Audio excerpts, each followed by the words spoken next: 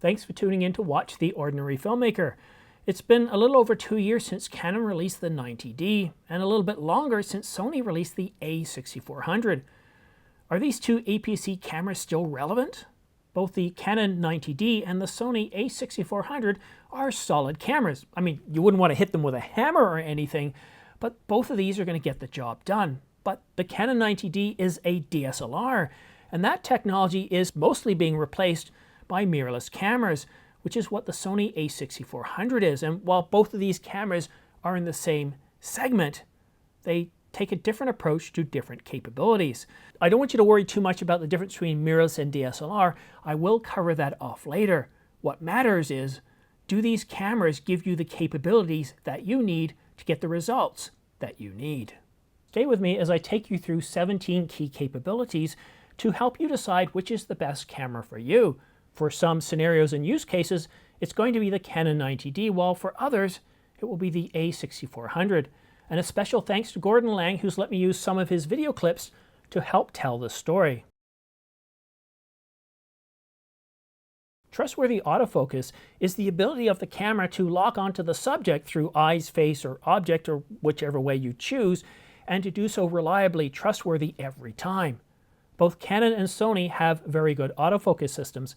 In fact, they are the best two in the business. Sometimes Sony is better, then Canon releases a product and their autofocus system is better, and there's a little bit of leapfrog going on right now. Both cameras do provide eye, face, subject, and object tracking, but when it comes to video, only the Canon 90D provides eye autofocus. So the 90D is better, right? Well, no, not necessarily.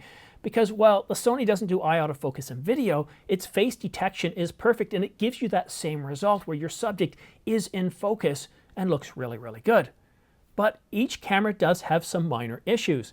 Now the Canon isn't as fast when shooting in 4K, so if you're doing 4K and you're shooting a subject and it's moving fast, that eye autofocus is going to stop working. You're going to drop down to face auto detection or face detection. Now the Sony, with subject tracking, every now and then it decides, yeah, I'm not going to track this subject, I'll move on onto something else. So when you're using either of these cameras, because it can happen on the Canon as well, when you tap on the subject to have it track that subject or object, you want to make sure you continue to look through the LCD to make sure it's doing so, and if it switches off, you'll see because the box will move, and tap back on the subject or reshoot that particular moment. But when it comes to low light, both cameras can struggle. But there are ways to deal with this. Try shooting with wide open lenses or fast lenses, something at an f1.2 all the way up to f2 or even 2.8. But remember, with that crop factor of 1.5 for the Sony or 1.6 for Canon, you're going to multiply that by the crop factor, so f2.8 really does act like an f4. My advice, when shooting indoors, you're primarily going to be shooting between an f1.2 and an f2, maybe 2.8 most of the time. And the autofocus system is going to work definitely a whole lot better.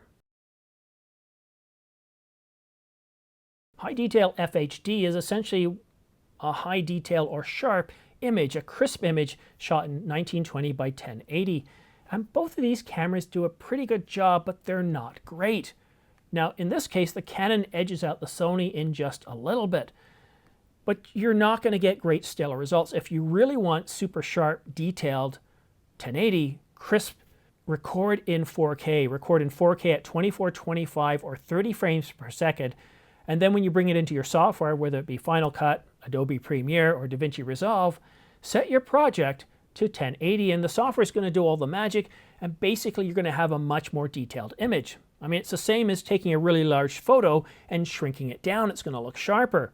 Take a photo and enlarge it, and it's not going to look as sharp. It's the same principle. But there are a few other issues too. Now, neither of these cameras offers all eye, and the only reason I'm mentioning it is because, well, prior to the 90D, the 80D and the 70D, both of these cameras provided all eye. But there is one benefit here. The Sony, unlike the Canon, does provide log recording, and that's going to help you not get more detail, but when it comes to that dynamic range, the difference between the brightest part of your image and the darkest part of your image, it gives you more information and it's going to provide you with a better looking video, or the video footage is going to look a little bit better. High detailed UHD 4K is pretty much the same as high detailed 1080. It's about providing crisp and detailed 4K footage. You can get a camera that does 4K and does ghosting and other nasty things, and that's not what we're looking for. Now, thankfully, both of these cameras do provide pretty sharp and detailed 4K. Now, the Sony can shoot in the three basic frame rates, it's not four, 24, 25, and 30 frames per second. Now, the Canon, when it launched, couldn't do 24 frames per second, but Canon did provide 24 in a future firmware update, so the camera can now do 24, 25, and 30 frames per second in 4K. But these cameras treat it differently. Now, neither camera provides crop in 4K, but both cameras provide crop in 4K. Let me explain. So the Sony at 24 or 25 frames per second doesn't provide a crop, but as soon as you go up to 30 frames per second, there's a crop, and it's a pretty decent crop. It's not like Canon's old 1.4 times crop, but it's definitely noticeable. Now the Canon, well, it's better, right? Because it doesn't provide a crop in 24, 25, or 30 frames per second? No. It doesn't provide a crop, but if you shoot in that uncropped 4K, regardless of the frame rate, you're going to get a rather soft image. It's not going to look sharp, crisp, or even detailed. But Canon does offer a cropped mode in 4K. Now, it's not as bad as Sony's in 30. I think it's somewhere around 10%. It might be closer to 15%, but it's not nearly as noticeable. And if you look at this image that Gordon Lang provided us with, you can see that when shooting in Sony, or shooting Sony at 24, 25, or 30, it's pretty sharp. And the Canon 90D, when shooting in that cropped mode, is as sharp. In fact, unless you're pixel peeping, both cameras provide a really good sharp image. So they're equal, right? Not exactly. So the Sony, you can record at 4K 30 frames per second until the battery runs out. The Canon, though, you will run into an overheat at around somewhere between 30 and 40 minutes. That's not a huge amount of, well, it's not a small amount of time. At 40 minutes, for most ordinary filmmakers, if we're shooting family stuff, we're probably going to be okay. Most of the times I'm shooting in clips of 20 seconds to about a minute when I'm doing family stuff. I'm not going to record the whole birthday because I'm going to end up with too much footage to cut later. But there are times where you're going to want to shoot an event. And in those cases, you don't want the camera overheating. In that case, well, this is where the Sony works better. So events, corporate videos, and that kind of stuff. But there is a bit of an issue, and I'll cover this more off when I talk about rolling shutter. The a6400, while it's great for corporate videos or where your subject isn't moving a lot or the camera isn't moving a lot, the rolling shutter does get in the way and give you that sort of jelly arm. But I'll talk about that a bit more when I cover off rolling shutter. And anything else here? Oh yes, and just like I talked about with Full HD in 4K, you do have log recording and HLG with Sony. And what that does again is it gives you more contrast between low light and the highlights. So between the shadows, midtones, and highlights, you've got more information, so you can just provide a better looking image. Doesn't mean the colors are better, but you've got more dynamic range. So the difference between the darkest darks and the brightest brights, it's just going to provide you a better looking image. 120 frames per second is often referred to as slow motion.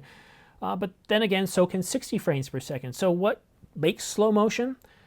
Well, depends on your project frame rate. In my projects, it's pretty much always 30 frames per second. So if I shoot at 60 or 120, both are slow motion by a factor of 2 or by a factor of 4. Both the Canon 90D and the Sony a6400 both provide 120 frames per second, but only in 1080. You're going to have to spend an awful lot more money, multiples of money, in order to get that in 4K. But there are differences to how each camera tackles that slow motion. The Sony says, okay, well, if you're going to record 120 frames per second, we're going to give you audio and we're going to let autofocus work. The Canon, however, says, well, yeah, okay, you can do 120 frames per second, but no autofocus. We're going to lock the focus. And not only that, you don't record the audio. Now, for most of the time, I don't really care about the audio because I usually strip it off. But imagine a situation where you want to start off slow or start off fast. Let's use that example. Starting off fast, people are talking, and then you slowly move into slow motion, and then you taper off that audio. Well, you can't do that unless you record an audio track separately. whereas you can with the Sony. Now the Fuji X-T30 also provides autofocus, so why doesn't Canon? Well, most likely it's to do with the speed of the sensor or the processor or both, because their dual pixel autofocus system does provide this capability. I've got it in the Canon R5. In fact, it can do 120 frames per second in 4K with autofocus, with IBIS, and a whole bunch of other stuff working at the same time. So I think it's just that it's a little bit underpowered, and we'll see that in some of the other capabilities, or actually, as we just discussed in the video, there were some situations with autofocus where on the Canon in 4K, it did have a little bit of problems with eye autofocus with those higher bit rates. Rolling shutter refers to two things. Now, the shutter inside each of these cameras is referred to as a rolling shutter. The other option is a global shutter. A global shutter captures an entire frame at once and sends off the information. A rolling shutter captures information the same way that you do when you're reading a book, line by line by line. Now, if the processor is fast enough, it captures that information quick enough without producing any strange effects. However, if the processor and/or sensor combination aren't fast enough and you've got a moving subject, you produce something which is called, well, jelly arm. So if you're moving your arms really quickly, and why would you do that? Well, you could be running, or you could be playing the drums and you're moving your hands like this, and your hands and the drumsticks almost move in a jelly-like or spaghetti fashion, and it can look really, really strange, almost Matrix-like, and to some people it's a little bit nauseating. Now, the Canon 90D, like pretty well every camera that has a rolling shutter, produces some degree of rolling shutter. You can see it in your favorite TV shows and movies. If you actually start to watch with the cameras moving or the subjects moving, you can see it ever so slightly. And the Canon 90D is no exception. But on the Sony a6400, the rolling shutter is pretty bad. If somebody is drumming away or running or moving, it's bad. So with the Sony, it's not very good for covering fast action. You generally want to have it mounted on a tripod or in a gimbal.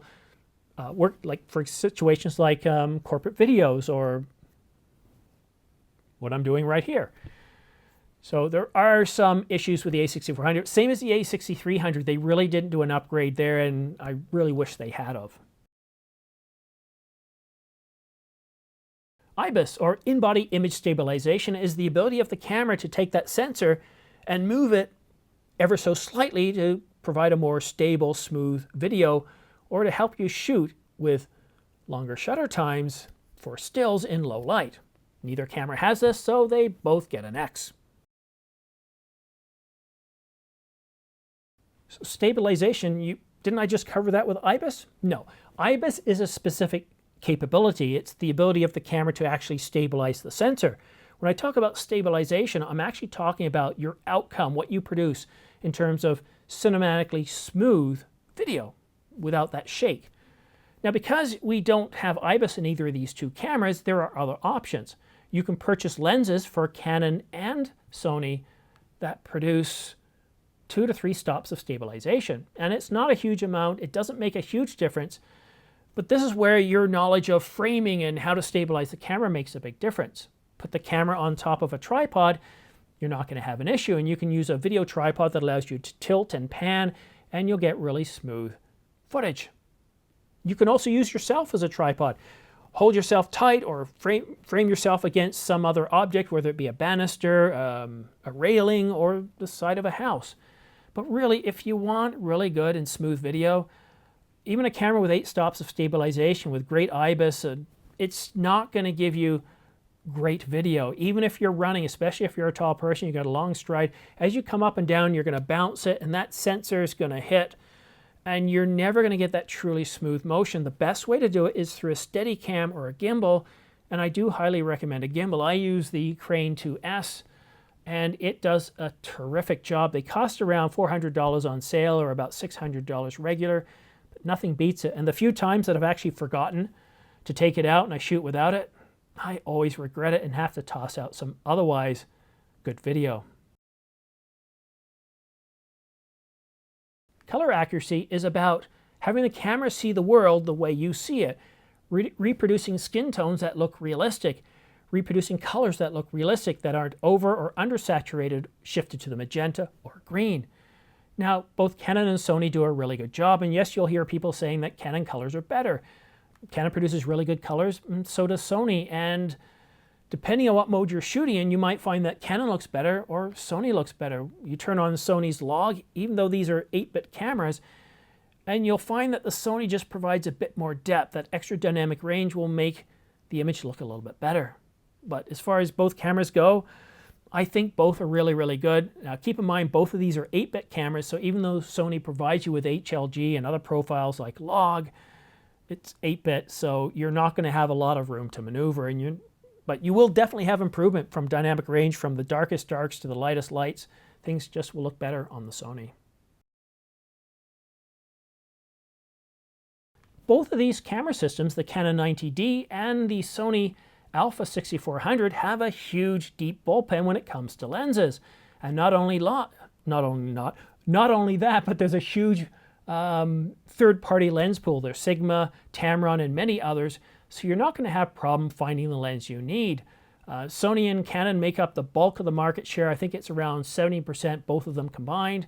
So lens selection is definitely not going to be an issue. But as I said earlier, one thing you really want to pay attention to when it comes to the Canon, because it's a DSLR, and that's the last of the DSLRs. The successor to the 90D will most likely be an APS-C mirrorless camera on the R system. Any lenses that you buy for the 90D, if they're EF, not EFS or EFM, if they're EF, you can migrate those over to the R system, and they're going to produce at least as good results, maybe even better, because the new cameras have better sensors and processors, right? I know what you're thinking. Yes, but you can migrate the EFS lenses as well. You can, but don't. And here's why, unless money is really an issue for you. When you take an EF lens, an EFS, and I have the adapter right here, put it on the R5, what automatically happens, or the R6 or any other R system camera, it automatically locks out 120 frames per second. You just can't do it. And not only that, it automatically locks the camera into cropped mode. So I do like cropped mode, but I don't want to use it all the time. So if you really want to think of your roadmap, your exit strategy, your migration plan when you're buying the 90D, I still think it's a very, very solid camera based on what your potential needs are. But when it comes to lenses, you're going to be much happier if you invest in the EF mount and not the EFS. And EFM, it's not migratable off to any system. Weather sealed is the construction of both camera bodies to reduce the risk of ingress of water or dust into the camera systems. And that's great. Now, neither of these cameras will provide weather sealed quality like a 1 series camera on Canon or the Alpha 1. And also, you need to take into account the lens.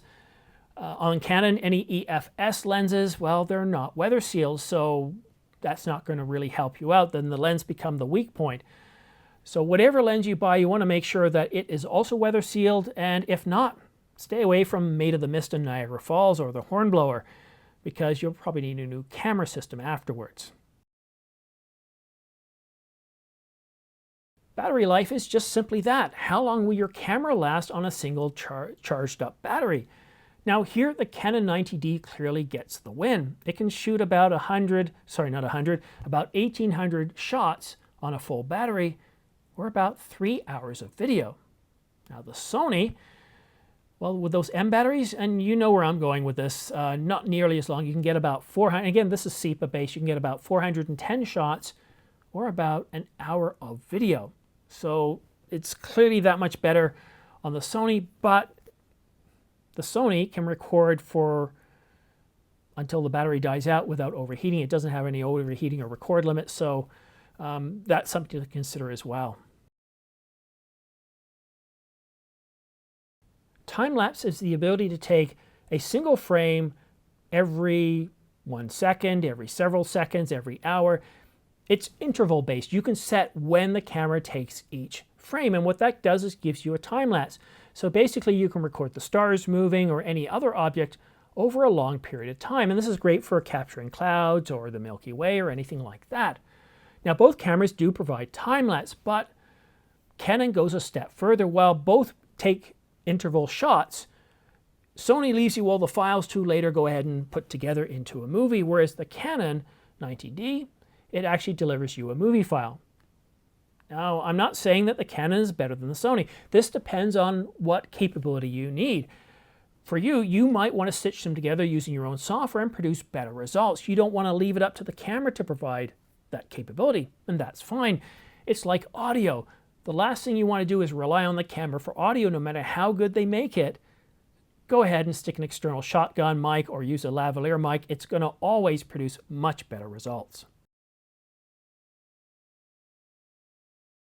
High quality photos is the ability to shoot high resolution, high detail, color accurate photos in focus to capture high speeds, to capture landscapes, basically any scenario you can imagine. And both cameras do a very, very good job. Now, the Canon does have a larger sensor size at 32.5 megapixels compared to the Sony at about 24 megapixels. Now, this seems like the Canon has a clear win, but it doesn't mean that the Canon is 33% better. It takes a whole lot of other components, depending on how you set your settings, to really take advantage of that. But the Canon clearly gives you the ability to crop in a little bit more. Both cameras will allow you to shoot 11 frames per second, depending on auto exposure, autofocus, whether you're shooting through a viewfinder or live view. What matters to me is, when I'm looking at how fast a camera can shoot, can it do at least 7 frames per second? Because to me, 7 frames per second is what I call the minimal acceptable level that a camera needs to be able to shoot at to provide sports coverage for the ordinary filmmaker or photographer. Whether I'm shooting water skiing or whether I'm shooting my son running around, I find that 7 frames per second with a good autofocus system is ideal, and both cameras do this. Just taking a look here, and also talking about ISO. Again, these are APS-C cameras. Both cameras will provide very, very clean images up to about 800 ISO. You can do a pretty good job up to around 1600 ISO, but things really start to get noisy after that. And pretty much after 6400 on these cameras, you're not going to be getting great results, and your autofocus is going to be suffering as well. These are limits put on the camera either through the architecture or just because a company feels they want to put a limit on there to further segment the camera from other cameras in its lineup.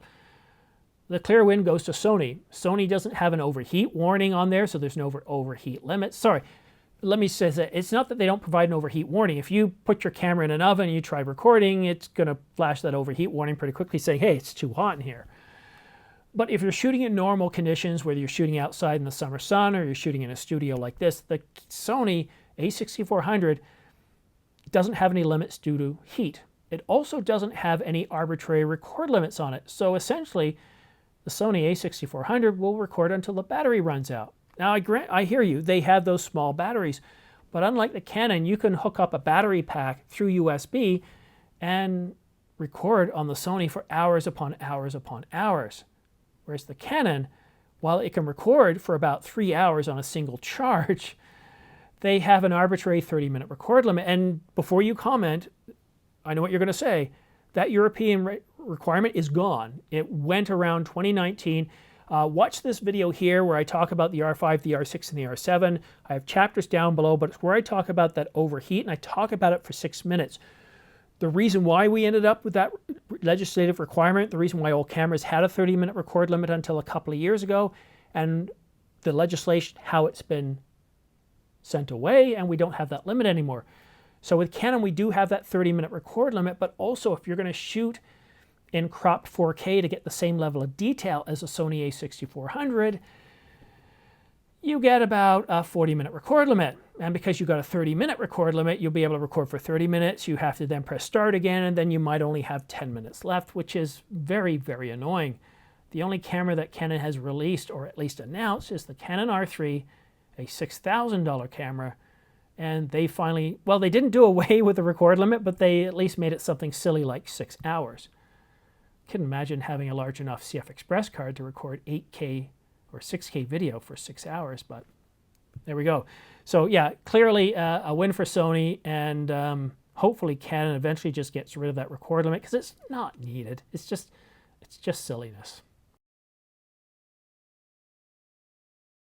The flippy screen, well, that's the LCD, and how, when I say flippy, it can actually flip out. It can move in multiple different directions. I'm also going to touch up on the architecture as well, and the layout of buttons and that kind of thing. Both of these cameras do provide an LCD, and I think it's very, very important, especially to be able to tilt or fully articulate that. Especially if you develop a bad back over time, or you're in a crowd, you can lift the camera up without having to go on a ladder, and you can tilt that LCD so you can see where the camera is aiming. And this is really great to use in crowds. Or instead of laying down on the ground, you can put the camera right down. You can see exactly what the sensor is seeing and snap a shot or record video. So I think it's very important. And both cameras do this. But the win goes to the Canon because it has a fully articulating screen. You can flip it all the way out to the side, rotate it both ways. So here from this angle, I could actually see the screen. I can see what's going on and all that. So I really like that capability. Now with the Sony, you can flip it out so that way here's the camera here and it comes up like this. So problem solved, right? Yeah, not unless you put something in that hot shoe, then it completely just blocks the LCD. So yeah, it's a little bit annoying, but for a lot of people, it's not a big issue. And again, these capabilities that I'm talking about, this is my view on it. Your view might be different, and I'm trying to help you determine what are the best capabilities for you. And I'm going to talk a little bit at the end of this video about how you can take these capabilities and make them your own and be able to analyze the cameras from your own point of view instead of just listening to me, Gordon Lang, or others. All right, so we talked about the flippy screen. I want to talk a little bit about the ergonomics. Again, it depends on you. It depends on, do you want small and portability? Do you have small hands or large hands? Sony makes very small and lightweight compact cameras, and the a6400, if that's something you're looking for, is great. It's nice if you've got small hands. For me, I'm a tall guy. I've got rather big hands, and I don't find the a6400 to be very comfortable over a long period of time. I actually prefer the heavier or bulkier cameras, and the 90D feels perfect in my hands, as does big cameras like the 1DX Mark III or the Nikon Z9. They just have a really good feeling for me, and the buttons are bigger. They're easier for me to work. So I'm not going to say that the win goes to Canon or the win goes to Sony. It really depends on what you're looking for, but that's something to definitely consider. Architecture-wise, one other thing too I wanted to mention, I forgot to mention this earlier, is when you're pulling focus with the Canon, it gives you a little bit more of a cinematic pull, and it's the way it's kind of like a Ken Burns effect. When you tap to pull focus, it doesn't move very quickly like the Sony does, and the Sony it's super quick. It sort of ramps up a little bit and then quickly moves based on how you've got it set up, and then slows down a little bit more smoother. So it does have a bit more smoother of a pull. Dual card slots simply means the ability to have more than one card slot in your camera. This is really good if you're doing professional work, so you can record redundantly to both cards at the same time. Both of these cards have a single slot. That's Canon and Sony both telling you that these aren't for professionals. Doesn't mean you can't use it as such, but you don't have any redundancy. Now the win here does go to Canon because Canon gives you at least a UHS-2 card slot. What that means is the SD cards that you can put in there can be quite a bit faster. But the downside is they really do cost an awful lot more. I've got an Angelbird V90 128 card, SD card, and I think it was around $300. I think it was $300 for two of them, but they're much more expensive than the regular SD cards. Now, when it comes to the Sony, I still recommend getting a UHS-2 card. It won't improve your recording or the frame rate or your buffer being able to empty any quicker. It's just because UHS-2 cards are UHS-1 compatible. But where it matters is if you're recording an awful lot of 4K video, even with IPB, you're going to find that your file sizes get rather big. Now, if you just plug your cards into your computer, you start copying them off, you go off and do other things, then this probably isn't a benefit to you. But if you do this a lot and you have a lot of big files, then once you take that UHS-2 card off and you put it into your computer using a UHS-2 dock, you're going to be able to remove content off significantly faster. Ease of use. This one definitely goes to the Canon. I know what you're thinking. Use the Sony long enough and you're going to get used to it and it's not going to be an issue. Yes, but keep in mind, this is the ordinary filmmaker, and a lot of the people watching this channel are regular folks, and you know, they might use the camera for a little bit, put it down, wait for the next event and bring it up. And the problem with Sony's old menu system, it's not intuitive. It's not easy to figure out where things are. The Canon menu system is a whole lot easier to figure out, and that to me is what makes the Canon 90D easier to use. It doesn't make the Sony less capable, and if for you the Sony menu system isn't an issue, well, no big deal. You will grade your capabilities differently. But now what I want to talk about is which is the right camera for you. You can see all along that I've talked about different capabilities and what I define that capability as. Now what I want to show you is a capability map, and this is where I color code each capability based on what I need. So you can see some of them are colored green, and that means it does it very, very well. You can see some are colored orange, and that means it does it quite well. It does it pretty good. It's not top shelf, but it also doesn't do it poorly. And then red means it either doesn't do it at all or it does it pretty poorly to the point where I'm not happy with it. And all I used here were 3 colors. You could use 5 colors, you could use 10 or more, but I don't recommend it. Keep it simple. Take these capabilities that I have identified, and wherever you've disagreed with me, cross them out, put in your own, and then use your own color grading, because what this does from a single view is it gives you a very simple visual as to which is better. The next thing I recommend you do is then to outline these capabilities in, let's say, red or a big bold color for the ones that are mandatory. And it's much easier to make decisions. And you can do 5 cameras side by side. It does a really good job.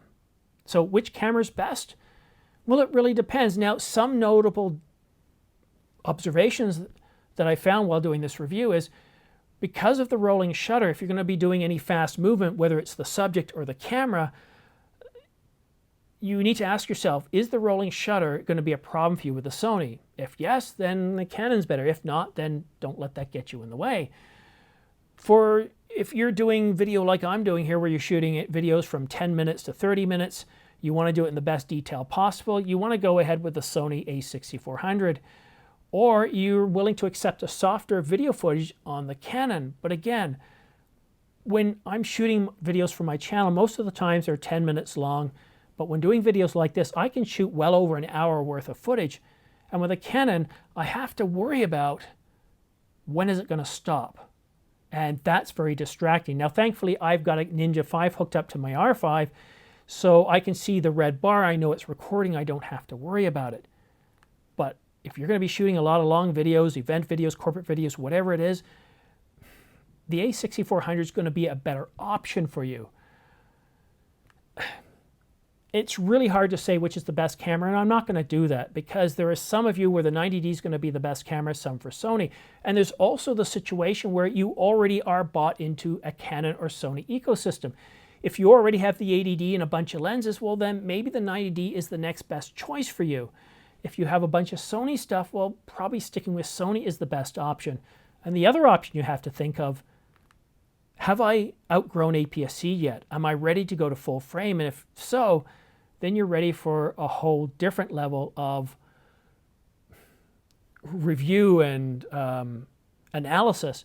But for now, what I really recommend is if you're seriously considering either of these cameras, take that capability map that I've done, this one right here, take a screen grab, create your own, use your own color grading, use your own way of helping you identify from a visual standpoint which are the capabilities for you, and then get to see if the 90D or the Sony a6400 is better for you. Or you might even say, well, what about the a6600? Or go with IBIS and go with the a6500. Or both of these are old enough, maybe I'll wait a little while longer and see if these don't get refreshed. And if they do, even if these cameras still look good, there's a pretty good chance that you might see a discount off of them. Okay, so you're still watching. You like my content, but you want more. You want to learn more. You want to get different perspectives. I highly recommend watching 2 videos put out by Gordon Lang. One is on the Sony a6400 and the other is on the Canon 90D. And a big thanks to Gordon Lang again for letting me use some video clips in this video. I have links to both of his videos in the description down below. But there is one other important thing I want to tell you. I hope you've enjoyed this video, but one big favor I have to ask you. Please reach over, click like and subscribe. It has a huge impact on this channel. It doesn't cost you anything, and it helps this channel grow. I'm not exactly sure how it works, but it's to do with your engagement. And when YouTube sees you engaging through a subscribe, a link, and a comment, and I'm not asking you to go through all the extra effort for a comment, but when it sees that, it then takes my link, my thumbnail, and recommends others watch it, and it just helps this channel grow a lot quicker. So I really do appreciate your likes and subscribes. I also appreciate your comments, and if you have any questions regarding this video, go ahead and post a comment or a question in the comment section down below. I do my best to answer all comments and questions within usually about 24 hours. But that is it for now. Thank you so much for watching. We'll see you again soon.